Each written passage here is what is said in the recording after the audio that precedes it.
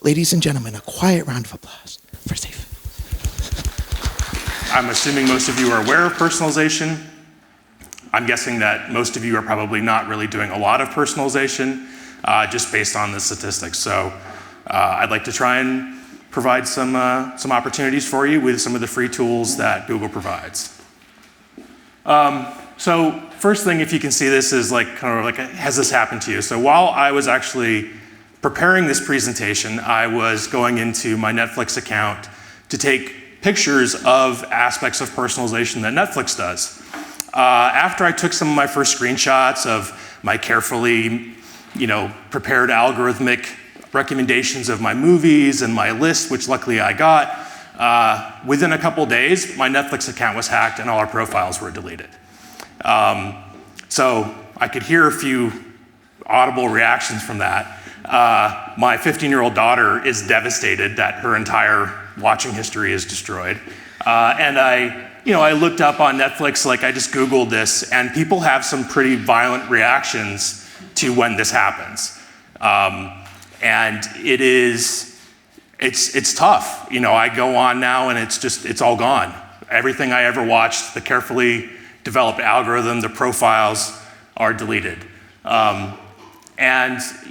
If before that point, it was a less devastating story, but it's more that I could go in here and I could see the shows that I watched. There's the recommendation engines of things related to this. There's it's just so obvious now that I go on my new profile how it's just a mess and it's not helping me, right? And it's become very obvious how much that the algorithms and what Netflix was doing to personalize my account for me to what I wanted to watch was helpful, was something that really did a good job, because I go in now and it's just, I don't want to watch a English reality baking show. No offense, if you want to watch those, great. That's the whole point of this. That's just not what I want to watch, right? If it's what you want to watch, it's probably on your recommendation, but it's not on mine. And so now it's just, do I have to watch everything again to get the algorithm right? It's a nightmare. And the reality is that makes me realize that we've gotten spoiled by these things, because I think about what life was like before that, because I'm ancient. So how many people here know Star Blazers, like space battleship? Great, like again, old. So it's one of the first Japanese animes that made its way away from Japan. I loved this show when I was a kid. I would race home from school to watch it. And it was sort of pioneering in that it was an early serial show where every episode built on the last. They were trying to save Earth. They had a certain amount of time to do it, and the episode ended with, "Hurry, Star Force, you only have 147 days left." But when you're 10, you have other things to do. Your parents take you places. You don't get to see every episode. It was lucky I found it in the first place, because we had 4 channels of television, and I happened to watch it one day and didn't even catch the first episodes. And I never even saw the last episodes of the first season until I was an adult, when I found the videos at a Comic-Con. Before that point, I had no idea how the show started or how it ended. I assumed they won. There was 2 more seasons, but I didn't know. I had no control over it, and it was hard to find even things like it, right? That was before. Now Netflix or these other sites can provide you these algorithmic recommendations and just get you things that you want, and it helps. It wasn't hard. You weren't having to go take a violin lesson. It's just, you can watch it whenever you want. So the thing is that the numbers support this. We're kind of starting to get conditioned that people hate sharing data and GDPR and the California thing and all this other stuff, is that people are saying, oh, people don't want to share their data with you. It's a lie. People do want to share their data with you, right? 91% of people in these surveys say they prefer brands that have personalization. 79% expect it. 74% are willing to actively share their data. Actually, a higher number than that, it's 80-something, will passively share it with you, right? So there's people that don't want to share their data, and they don't want this, but there's people that don't want to share their data, but the numbers don't, I can't line it up where there's people out there that expect and prefer brands that provide personalization, though they don't want to share their data. That's kind of greedy, but people want this. So They prefer it, they expect it, they want to share their data with you. Like, so what? And this is a terrible slide, but the point is, like, kind of getting to what Julian is talking about is that, a lot of times we get bucketed into like these descriptive analytics things, right? Like how I'm doing this reporting. When really, anytime, if a company is paying you money for analytics, the point is to get value out of it. And sometimes that gets blurred when it's some CMO saying, I want this manual Excel spreadsheet, that there's no way you're gonna get value out of that. But we wanna get value out of our time, our money, the tools we put money into. It's a cost, we want an ROI. And we do that by making prescriptive recommendations. And we make prescriptive recommendations to cause an impact, to cause change. And personalization is one of these things that causes that change, that can cause impact. And the studies show that when you do personalization, pretty much every metric and KPI that people care about can get improved this way, whether it's revenue or conversion rates or anything else. So it's what they're paying us to do, whether they know it or not, and it works, and it makes our numbers better. So if it's our job to do this, this is a great way to actually say, hey, I'm doing a good job. So the goal today is, how do we actually do this on a budget and understanding all the limitations of this? And how can we do it without expensive software and spending $250,000 or euros on software? And like, how can we do it without having tons of available developer time? And how can we do it without being creepy? Because we've all seen companies be creepy with our data, and we want to avoid that as well. So, how many people have not heard of the story of Target and the pregnant teen? Okay, great. There's always a few, and I always like to retell it anyway, even if people have heard it before. So Target, it's a big box retailer in the US. I don't know if they're anywhere else, but you can buy everything there. If you wanted to only shop at Target for what you needed to live, you could do it. Food, clothes, Christmas trees, auto parts, whatever, they have it. One day at a Target, a man walked in, goes up to the manager, and starts complaining and says, you sent coupons for pregnancy and diapers to my 16-year-old daughter. How dare you? This is completely inappropriate that you're sending these coupons to my teenage daughter about being pregnant. That's just totally unreasonable. And the manager of Target's like, dude, I manage a store. I don't have anything to do with that, but like, I'm really sorry. That I agree. I'm sorry. The guy leaves. A week later, the manager decides to call the guy back to just apologize again, which is great customer service. I love that part of the story. And the father says, actually, I got to apologize to you. It turns out, after I got home, found out my daughter actually is pregnant. So Target knew that she was pregnant before he did because she bought 3 things. She bought cotton balls, she bought unscented lotion, and she bought a bag big enough to be a diaper bag that wasn't actually a diaper bag. And the reason that Target knew this is that years before, some marketers went up to one of their statisticians and said, hey, can we figure out how to target women who are like pregnant but haven't had their babies yet? Because if we can get them to come to our store when they're in their 2nd trimester to start buying stuff, they'll keep coming back after they have their kids, and then we've hooked them for life, right? So they had this one guy who was a statistician who figured this all out. There's a great New York Times article on the whole thing, and said, there's 25 items, and I can predict within an 85% chance that I can tell who someone's pregnant. Short story. So obviously the problem is that they found out that some women react badly to Target knowing that you're pregnant before you've told them that you're pregnant, kind of getting into that creepiness factor, right? People didn't like that. And so they had to figure out, how do we do this without actually freaking out the fathers of teenage girls? And they did this by using this concept of relevance and the reticular activating system. So there's something that we have in our brain called the reticular activating system. And what this is that sometimes it's talked about as the cocktail party effect. If everyone in this room started talking and someone said your name, you could hear it. If you were talking to one person and everyone's having a conversation, you can understand them. Has everyone ever tried to be in a loud room like that and have music playing and go, oh, that's you too? But if you get your phone to try and use Shazam or Google or whatever to try and identify that, the phone's going to struggle because the phone doesn't have a reticular activating system. But we do. Our brains have a part of our brains that looks for relevance and looks to focus on what that relevant thing is. And when you do that, it can be your name, it can be just a conversation, we hook to it. And so they decided to utilize this And so they start sending out coupons that are personalized, but you can't necessarily tell they're personalized. They send out coupons that are for you, but it's sort of like a Rorschach test where it's like, which one of these products is actually what you're being personalized on, right? Like, they started sending things out with more pregnancy coupons and diaper coupons and things like that, but it was next to lawnmowers and milk and other products. So a woman would see these things and she would trigger still on that, but she didn't know that she was being targeted. She didn't know that the next door neighbor didn't have any pregnancy-related coupons in their coupon mailer. It was just hers.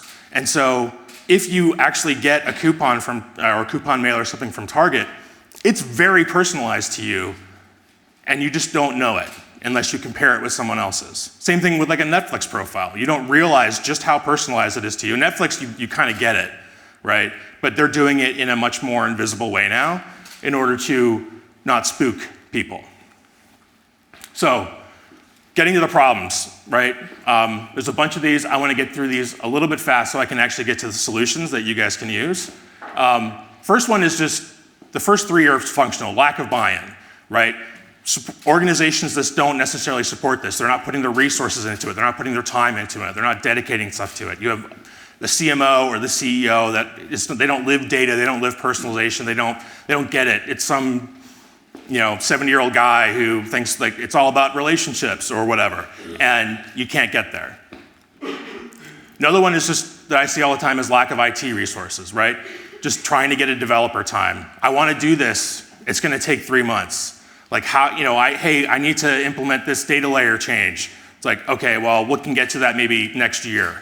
Like, I mean, you just see these things where it's just tough to get actual IT resources to do this, much less, not just people time, but budget to spend on any kind of platform. And that leads to lack of integration of data. The median data number of data sources is 15, and most organizations don't have a single source of truth. And so, without a single source of truth, without technology platforms bought in, you can't do anything. When you can't do anything, you can't get buy-in. If you don't get buy-in, you can't get budget. If you don't have budget, you can't get integration.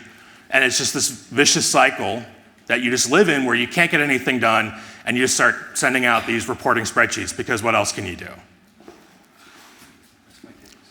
What's that? I rest my case. I rest my case. So, that's structural stuff. There's functional stuff too, right? So one big problem is just lack of awareness, right? If you don't, like getting to the point of some of these examples, if you don't know, with Netflix, I knew I'm being personalized to. And so it hurts more when I lose it. If I didn't know that I was not getting a personalized target campaign, like I wouldn't suddenly be hurt by that. But it also makes it less effective. When you're aware that you're getting personalized to, it's more effective. So if you can make something aware that you're doing it, it's great, but if you can't, it's a problem because it becomes less effective. Another one is lack of consent. If people give you consent, it's more powerful. If you don't get consent, it's tough, right? And I have the billboard up there because Ogilvy hated billboards because he felt you didn't give consent. It was intruding on your space, a billboard. If you're not getting consent, people get upset. If I didn't consent to personalization, like the father or the pregnant teen or whatever, people get upset. Another problem is the filter bubble, echo chambers. We've probably heard of this from a political standpoint. You watch one video, it's slightly conservative. You watch another one, it leads you to another one. Next thing you know, you're watching anti-vax videos and become a Trump supporter. Like, we want to avoid that at all costs. And we want to avoid filter bubbles at all costs. So it just, these things check in there. So it's, in a way, it's interesting because I didn't know the shows that I'm seeing on Netflix now, I didn't know half of them existed. They weren't showing up before in my algorithm. They weren't there. So you get into this bubble, whether it's content, news, whatever, and it can trap you, and then you don't know, you might not make a jump to something else. And that leads to content fatigue. We're saying the same things over and over again, and people get fatigued with that. You want different stuff, maybe leap to the next mountain. You don't know what would be important. And then blanket algorithms where we're going to do this one thing for everybody, and it's not really personalization anymore, or we're going to do this one thing all the time. It doesn't have like empathy, it doesn't take into factor. Target doesn't have blanket algorithms. Target can actually know, if you go to a Target store in your hometown, at your normal Target, at a normal time of day, and you buy your sort of normal things, it'll give you coupons If you go to a Target that's not in your hometown, and you've never told Target this, it just recognizes you by your credit card, they have their own ID system. They spend so much money on this that more money than probably every company in here combined spends, right? You're never gonna be able to do this stuff, probably. If you can, great. But like, you know, if you go to a Target not in your hometown at 11 o'clock at night and buy a toothbrush, they're not gonna give you a coupon because they know this is not your normal thing. So they're having empathy. They don't have a blanket algorithm for you. It's like, here's a milk coupon. I don't need a milk coupon. I'm in Minneapolis on a work trip. And then being creepy, just like doing things that creep people out and make you go yell at managers at Targets. You don't want to do that. So some actual examples of how to do this right that hopefully like you can take and just actually do this stuff. There's stuff in here that I want to get to that you could do today, that you could personalize something today using just the free tools like Google Tag Manager or Optimize. And some more complicated stuff. So, and just like how to do this right and some basic examples of that. So first thing you want to do is you want to give customers control. If you're going to personalize, if you can put it out there that you're doing this, great. If you're an e-commerce site, get permission. Say, we're going to personalize this experience to make it better. Do you agree to it? And most people, because they expect it, will go, yeah, that's fine. Like, I like when it gets personalized for me. I like when I don't have to always select my size when I'm going like shopping for something online and having to like select something else and get rid of things I don't like. If they're gonna personalize for me, most people will say yes, but not every site's like that. So if you can put it up there and you wanna do it, you can get it in front of them and you can ask their permission. But if you're not gonna do it, you need to be invisible. You need to be the Target coupon book and you're gonna suffer from not being aware, you're gonna suffer from whatever else, but it needs to be something that people don't see it. Because if they see you're doing it, you haven't gotten consent, they're gonna be angry. And only use some of your data. Don't be like, Anna, you should do this. We never actually met before, but I heard the name before, but like now you're like, whoa. So, it's like the Minority Report thing where it's like walking around, like, don't use all the data, just use a little bit of it to personalize. And the other thing, one easy thing you can do, and I'll have an example for this, is to reduce information and choice overload. So when we get presented with a million things, we have to make a choice. So reducing choices and reducing information makes it easier for us to find that relevancy and to feel in control and to make a decision. And that's what a lot of this drives to. And also being contextually relevant. So these are billboard ads, again, no consent, but these are billboard ads that were in Denver right when they legalized marijuana. And they're all for Totino's pizza rolls, which are terrible for you, but perfect thing to get when you're high. And all the billboards are, dedicated to that, so it's contextually relevant. So you make this relevant content, and you reduce that choice and information overload, and people can make a decision and you can improve. So this is one example. So we had this site, it's for Baptist Health in the US. Hospital system, bunch of different hospitals. They had this page that had these HRA forms for a health assessment for breast cancer. And you can see on the right that you'd go to this page and each hospital, it was one page with a bunch of different hospitals, a bunch of different forms, and a very low conversion rate. But they knew who they were targeting because they were doing a lot of this via paid social ads based on region and things like that. And so we said, well, why don't we if you're gonna send people from this, they're gonna be going to this hospital, why are we sending them to a page with 20 forms? Let's send them to a page with one form. Well, our developers don't have time to change that, right? Okay, well, instead of abandoning that, we said, let's put some GTM, let's create a variable that's based on the UTM content parameter that we got in GTM, and said if it's from any one of these content campaigns that we know and are controlling, just make this true. And we did this for every hospital. So we said, here's all the campaigns, so we know which hospital they're coming in from in GTM.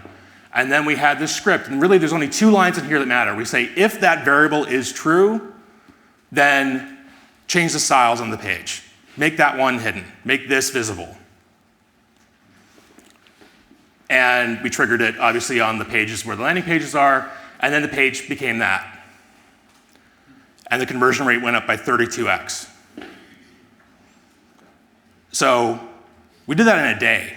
We did that by ourselves in Google Tag Manager without a developer with a free tool. and we personalize it to people based on the channel they came in from. Like if you have something similar to that, you could go do that today. Another one is behavior-based personas, to understand what people are doing based on their behavior. I watch Star Blazers, therefore maybe I'd be interested in Robotech. Sorry, very quickly. Yeah. Did you split the audience before you rolled it out completely, and what that does for tag management? We did, there was, yeah, I can share with you after like some specifics. We had a bunch of stuff from the previous year and the year before that, and splits and that kind of stuff. Yeah. So creating behavioral audiences.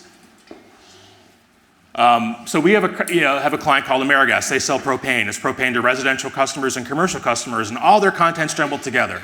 Wouldn't it be great if we had a residential site and a commercial site, but we have no resources to change our site. And our CMO and our CEO like our site. We like it how it is. So instead we said, if they do anything residential, we're gonna score them a point towards residential. If they do anything commercial, we're gonna score them a point to commercial. And we're gonna understand, based on this mixed content with videos here and blog posts there, whether we think someone is a residential user or not before they can convert, because they're gonna convert in the same damn form anyway. And we made this score, we put it in a custom dimension, we fire events. They can be really long. We have clients now we do this for where you can't read that because there's like 30 different scores in there for different kinds of behaviors. And so these slides are, and I'll just walk through this and I'll show what it is, but these slides are a little bit outdated, but we get this by having these values that are in a user score custom dimension. I'm just gonna walk through this quick and I can share the slides out, but we create the cookies, we give them the values, there's a script that I can share so you can get this script and you can use this to do the scoring on your own, and put them in custom HTML tags, all the directions are there. We don't need to walk through that all right now, but I'll share the slides out. Creating an audience, segments, and so we can have these audience here where we say, I want this audience now by creating this in GTM, all by ourselves, without any developer time, just based on what events people are triggering, things like that. We have these complex audiences. With audiences, we can share that with Optimize. We can share that with ads for retargeting. And for AmeriGas, what we found was that all the audiences were normally at about 4% conversion rate. When we targeted specifically the behavioral ones, the conversion rate was 12%. So it's 3x the conversion rate. We then said, hey, wouldn't it be interesting if we made some targeting for ads that targeted similar users to this, and we generated over 60,000 new users that converted at almost twice the rate of the normal conversion rate. So just by understanding a behavioral audience, we were able to personalize the site through ads, through behavior on the site, through customization, just through DTM, without any developer time, without anything else.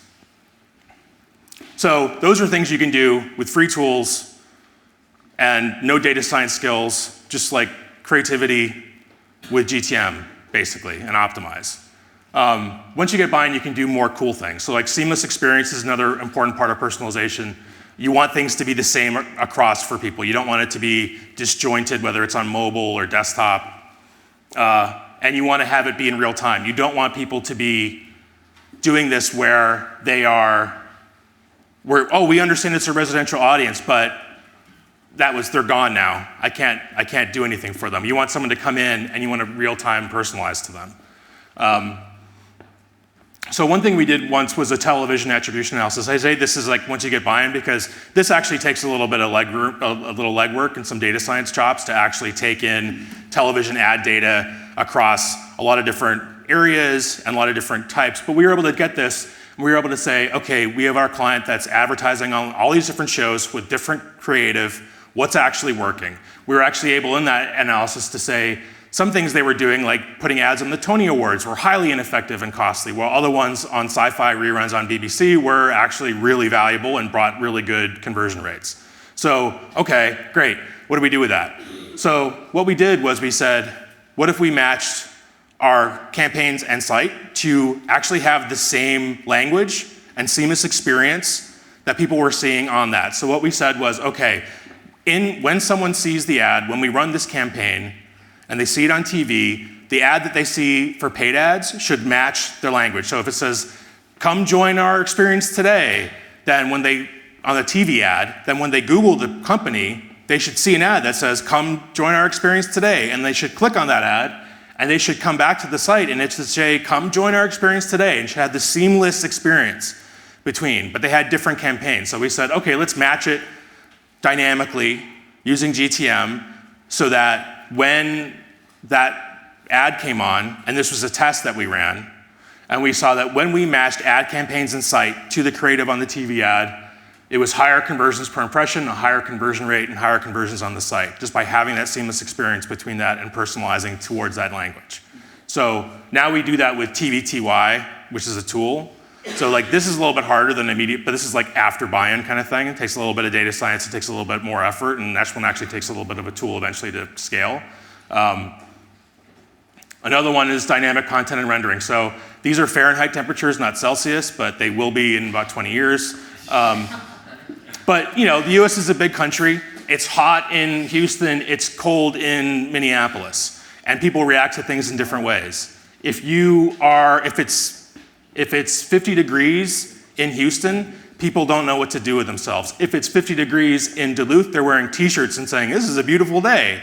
So people react differently to temperatures. So again, with AmeriGas, because they're selling residential propane, we said, hey, maybe like the temperature and weather affects when people buy fuel to heat their homes differently in different regions. So we were able to do a regional analysis and say, how do people react differently to this? And we were able to see that different regions, people reacted differently. And we were able to predict that if the temperature dropped by a certain amount of temperature in a certain region, different in different regions, below a certain temperature, if it drops 10 degrees below 55 degrees in this part of the country, they're going to start searching for propane. And by doing that, we were able to start personalizing and retargeting and doing personalization on the site for those specific areas in advance, because we knew by forecast from weather data that that's going to happen probably on Friday, or it's going to happen tomorrow. And we could then automatically change things in advance rather than react to it. So it was real time, saying even ahead of time, saying, this is going to happen tomorrow, let's adjust our site, let's adjust our bidding, let's get changed ads up there that are targeting Duluth that say hey, temperature's, whatever, and it connects to people. So a few last caveats, really quick. With all this, again, you want to broaden your segments. You don't want to do the thing where you bucket people in too much. Remember the problems. If you do it in the cheap, easy ways, great, I forgive you. Get it. It's still going to be better than not doing it at all. But if you can, always get to the point where you give people outs. On that original Netflix screenshot, I don't know if you could see it. It's titles related to witchery from The Witcher, but in there were, it was 2 of the 6 that were on there weren't related to witchery. So it's things related to witchery, and they're thinking in there other things, right?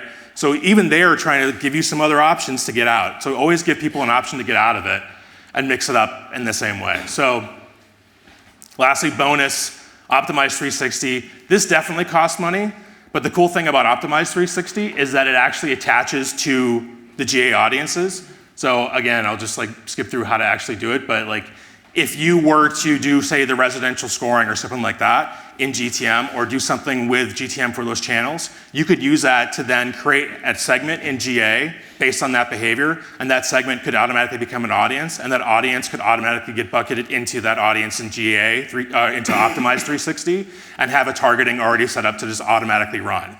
So once you set something up and say, if someone does 3 things of this kind of behavior, put them in a segment, that segment automatically is becoming an audience, and that audience is already connected into Optimize 360 and personalizing something to then be about residential content, or change the banner on the homepage to be about residential content or something like that. And then you're leveraging personalization on a behavioral audience.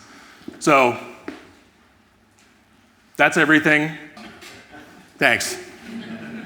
Thank you. You can clap your hands.